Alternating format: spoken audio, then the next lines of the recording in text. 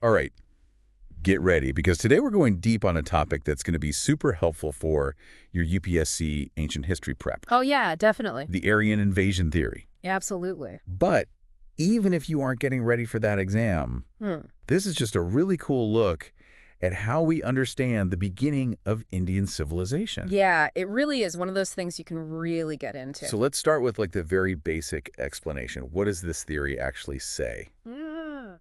I kind of remember learning about it in school, Uh-huh. and I think it was something about these nomadic warriors coming from Central Asia. Yeah, you're on the right track there. Okay.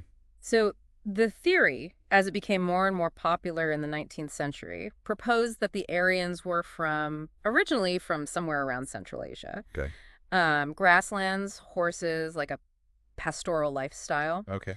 And scholars like Max Miller and William Jones were really key figures in developing this whole idea. And they were supposed to be the ones bringing the earliest form of Sanskrit. Right. That's how they explain the connection between the ancient Indian languages and the European ones. Exactly. Okay. The idea of one common language that they all came from, Proto-Indo-European, it really took off. Uh-huh. So picture this. One group of speakers migrates west, and their language evolves into Greek and Latin, the Romance languages and all that. Okay. And then another group heads east, and their language becomes the Sanskrit that we see in the Vedas. That's kind of mind-blowing when you think about it. Yeah. But here's where I get confused. If there was this massive migration and takeover, shouldn't there be a lot more archaeological evidence? Like, shouldn't we see, like, battle sites and weapons and things like that? That's a question that has bothered scholars for a long time. Yeah. And it's one of the main criticisms of the whole invasion theory. Okay. So while there are attempts to connect certain post-Harappan cultures, like the painted grayware, to the Aryans, Okay. the links are really debatable, the timelines don't really match up, and the evidence is just not conclusive. So what's the other side to this? Were the Aryans already in India the whole time? Well, that's the other big theory that we need to unpack, the indigenous origin theory. Okay. Think of it like this. Imagine the Saraswati River, a major river in ancient India, gradually drying up. Okay. This big environmental change would have forced populations to migrate, leading to cultural shifts within the subcontinent itself. So instead of a sudden invasion, it's more like a slow internal movement and blending of cultures. Exactly. Okay. And this theory helps explain why we don't see clear evidence of big conflict or displacement. Uh-huh. It suggests a more complex picture of cultural interaction and evolution over time. Okay, that makes sense. But we haven't even talked about the word Aryan itself. Right. It's a term that has a lot of baggage, right? For sure, a lot of baggage. So how did they even decide who was an Aryan back then? Yeah, you're hitting on a really crucial point there. Okay. The way Aryan was used in the 19th century, with its racial connotations, is really different from how we understand it today. Back then there was this, this kind of misguided notion of racial superiority tied to it. Right, like that whole master race idea. Exactly. It's not a good look. No, not at all. Not at all. And it's really important to understand that modern scholarship has moved far beyond those old-fashioned views. Okay. In the Rig Veda, the term Arya seems to be more of a cultural or ethnic marker, like denoting a group with shared beliefs and practices. So it's about shared culture and language, not some made-up racial purity. Exact. Okay, that makes a lot more sense. And today, Indo-Aryan is more accurately seen as a linguistic category referring to speakers of a certain branch of Indo-European languages that developed in India. Okay, so we've got these two main theories. Invasion versus indigenous origin. Yeah. But is there anything outside of India that can shed some light on this whole Aryan question? There is. Okay. It takes us to ancient Persia, to a text called the Zend-Avesta. And it's really fascinating because it mentions regions in northwest India. Okay. And it has some pretty striking linguistic similarities with the Vedas. Wait, so you're saying there are like echoes of ancient India in Persian texts? Yeah. Wow. Now, it's not conclusive proof of an invasion. Okay. But it does definitely suggest some kind of connection between the people and the beliefs of those regions. Wow, this is getting more and more interesting. Yeah. So where does this leave us in terms of understanding the Aryans and what their impact was on India? It leaves us with even more questions, but that's what's so cool about studying history. Right. It's like this giant puzzle. Yeah. And we're putting together these little pieces of evidence and trying to make sense of it all. Totally, especially for someone like our listener who is getting ready for the UPSC exam. Oh, right. Yeah, yeah. They need to know Not just the facts, but like Yeah. all the different ideas and arguments about this theory. You got it. You might see some questions about how interpretations of the Aryan invasion theory have changed over time. So it's not just about what happened, but how historians have looked at it over the years. So it's like we're studying the history of history. Pretty much, yeah. Intense. It can be, but it really helps you think critically, which is so important for the UPSC. Okay. Like, for example, you might be asked to compare how the British used the Aryan invasion theory back during colonial times Okay. versus how Indian nationalists interpreted it after independence. That's a really good point. Right. I can see how understanding the historical context can totally change how you see a theory. Absolutely. So the British often used it to suggest that they were part of this, superior Aryan lineage to justify their rule over India. Okay. And then after independence, some Indian nationalists really pushed for an indigenous Aryan origin to emphasize the long history of Indian civilization. Right. Pushing back against those colonial ideas. Exactly. It's wild how a theory like this can be used for such different reasons. Totally. It really shows how history is always tied up with power and ideology.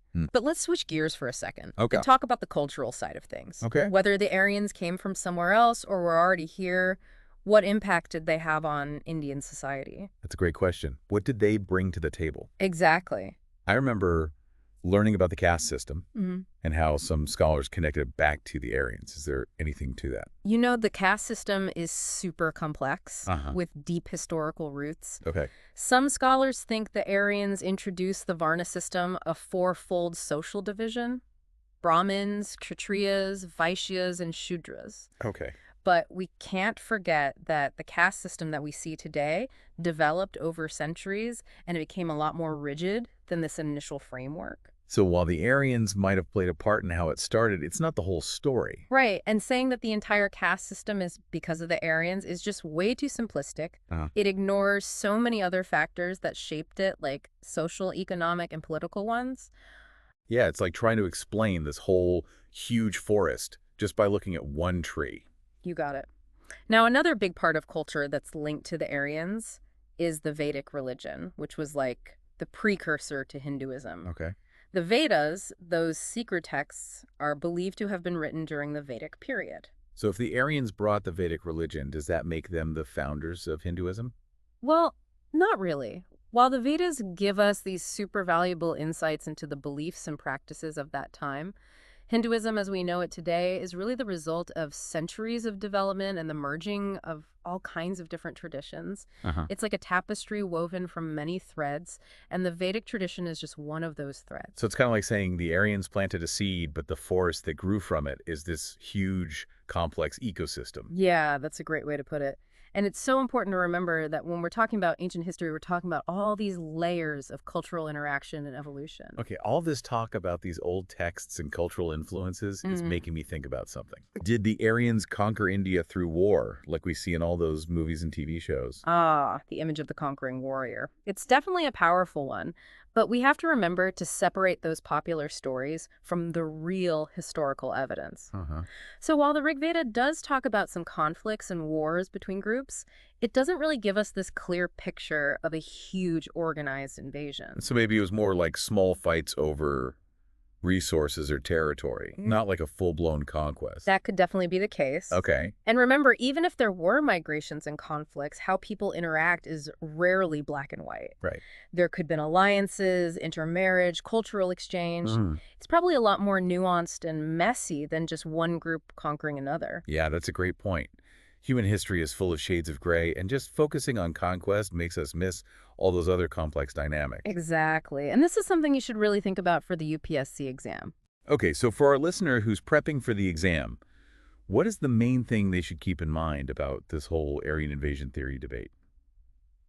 Well, I think the biggest thing is that they shouldn't just pick a side without really thinking about it. It's about getting all the different perspectives, understanding the evidence, Yes. what supports it, what challenges it, Right. and how the theory itself has changed over time. Absolutely.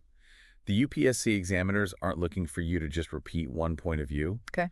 They want to see that you can analyze the information, weigh the different arguments, and then come to your own conclusions. So it's kind of like the Aryan invasion theory is a perfect example of how to look at history in general. Yeah. Asking questions, challenging what we think we know, Right. and being open to new evidence. Absolutely.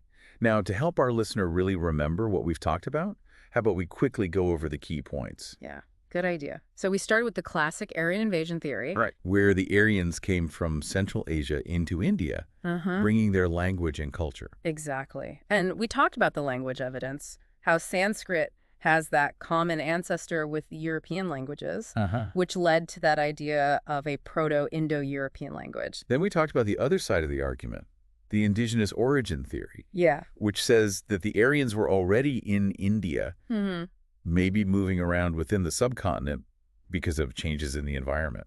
And we talked about how there isn't a ton of archaeological evidence to prove a big invasion, Right. which has been a big problem for scholars. We also touched on how the meaning of the word Aryan has changed over time. Yes. And how it's not about race anymore. Right, moving away from those bad racial interpretations of the past. And then we dug into the cultural impact of the Aryans, Uh-huh. whether it was bringing the Varna system or writing the Vedas.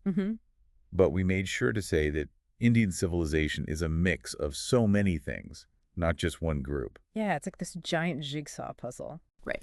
And the Aryans are just one piece, even though it's a really important one. And lastly, we talked about how people see the Aryans as these conquerors and pointed out how the evidence might tell a different story. Right. One with conflict and collaboration and cultural exchange. Exactly. So for our listener getting ready for the UPSC, what's like the big question they should think about as they learn more about this?